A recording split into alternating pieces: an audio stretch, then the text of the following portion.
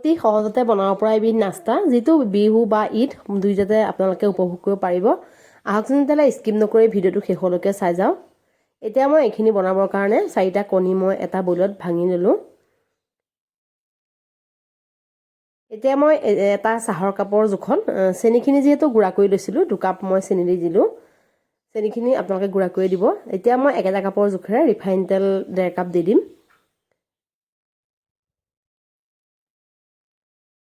ৰিফাইনখিনি দিয়াৰ পাছত এইখিনি মই ভালদৰে মিক্স কৰি যাম।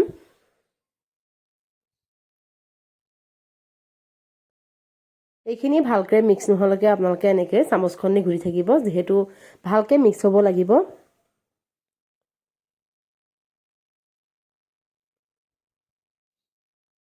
এতিয়া এইখিনি দেখিছে ভালকৈ মিক্স হৈ গৈছে। এতিয়া আৰু বেছিকৈ মিক্স কৰি থাকিব নালাগে। ইয়াত অন্য কোনো সামগ্ৰী মই ব্যৱহাৰ কৰা নাই। কোনো বেকিং পাউডাৰ, বেকিং চ'ডা বা অন্য কোনো সামগ্ৰী মই একোৱেই ব্যৱহাৰ কৰা নাই, আপোনালোকে চাই যাব। এতিয়া মই ইয়াত এড কৰিম ময়দা। এতিয়া ময়দা মই প্ৰথমে 2 কাপ দি ল'লোঁ। 2 কাপ দি মই চামুচখনে লৰাই ডোটো আপোনালোকে লাহে লাহে এটা আন্দাজত খচিবলৈ চেষ্টা কৰিব। এতিয়া মই অলপমান ময়দা দি এতিয়া মই লাহে লাহে লৰাই গ'লোঁ। এয়া চাওক, এতিয়াও ভালেমান ঢিলা হৈ আছে, গতিকে এতিয়াও আৰু ময়দা খাব।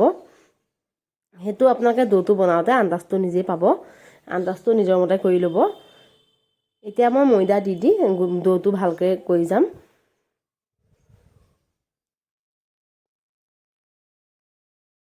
গোটেইখিনি জোখমাখ ভালদৰে কৰিলে ডোটো এনেকৈ কোমল হ'ব আৰু ভালদৰে হৈ যাব।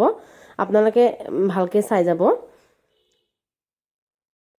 এতিয়া মই এই ডোটো কেইবাটাও লাডু ভাগ কৰি ল'ম, যিহেতু মই এইখিনি বেলিব লাগিব। বহুত বেছি ৰুটিৰ দৰে পাতলা কৰিব নালাগে। মই আপোনালোকক আন্দাজটো দেখুৱাই দিম কিমানখিনি পাতলা বা ডাঠকৈ বেলিব লাগে। এতিয়া মই এটা লাডু প্ৰথমে লৈ ল'লোঁ। ইয়াত মই অকণমান ময়দা ছটিয়াই ল'লোঁ, যিহেতু ময়দা অলপ দিলে ধৰক লাগি লাগি নধৰে। সেইবাবে অলপমান ময়দা দি মই লাহে লাহে অলপমান বেলিলোঁ। বহুত বেছি পাতলা কৰি নেপেলাব। এতিয়া মই আপোনালোকক দেখুৱাই দিম কিমান ডাঠকৈ বেলিলোঁ মই।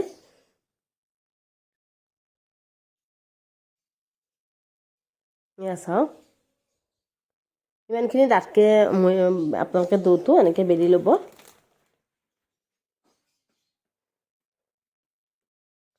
তাৰপাছত এখন চুৰি নাইবা বেলেগ যদি আপোনালোকৰ কিবা কাটা এনেকুৱা পিজ্জা কাটাৰ হ'লেও হ'ব, তেনেকুৱা ব্যৱহাৰ কৰি এনেকৈ এটা শ্বেপ দিব।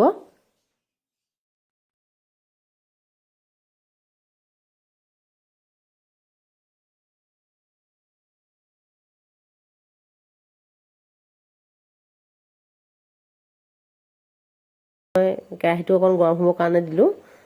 এতিয়া ইয়াত মই তেল দিলোঁ। আপোনালোকে পোৰোতে ঘিউ ব্যৱহাৰ কৰিব পাৰিব, কিন্তু মই ৰিফাইন তেল দিছোঁ।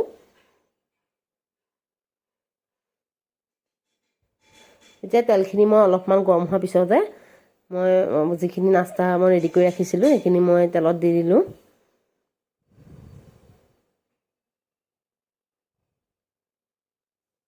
ভাজোতে সদায় ল' ফ্লেমত ভাজিব।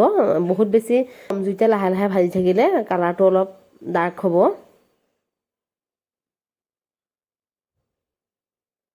আৰু যদি বেছি জুইত ভাজে তেতিয়াহ'লে কি হ'ব, ভিতৰটো নিসিজিলে মানে যিটো আপোনাৰ খাস্তাটো নহ'ব, মানে কেঁচাই হৈ থাকিব ভিতৰটো, বাহিৰটো কালাৰটো ধৰি যাব। গতিকে মই এনেকৈ একেবাৰে ল' ফ্লেমত দি পেলাই লাহে লাহে ভাজি থাকিলোঁ। এতিয়া এয়া চাওক কালাৰটো কিমান ধুনীয়া হৈ গৈছে। এতিয়া মোৰ এই যিখিনি মই কাটাকলি বুলিও কয় আৰু নাইবা কণী পিঠা বুলিও আপোনালোকে ক'ব পাৰিব, এইখিনি মোৰ ৰেডি হৈ গৈছে। এতিয়া যদি আপোনালোকে এনেকুৱা কোনো ৰেচিপি আপোনালোকে বনাই খোৱা নাই, তেতিয়াহ'লে বনাই খাব বুলি আশা কৰিলোঁ। আৰু যদি মোৰ ভিডিঅ'টো চাই ভাল লাগিছে তেতিয়াহ'লে লাইক, কমেণ্ট আৰু শ্বেয়াৰ কৰিব। লগতে মোৰ চেনেলটো যদি ছাবস্ক্ৰাইব কৰা নাই, ছাবস্ক্ৰাইব কৰিবলৈ নাপাহৰিব।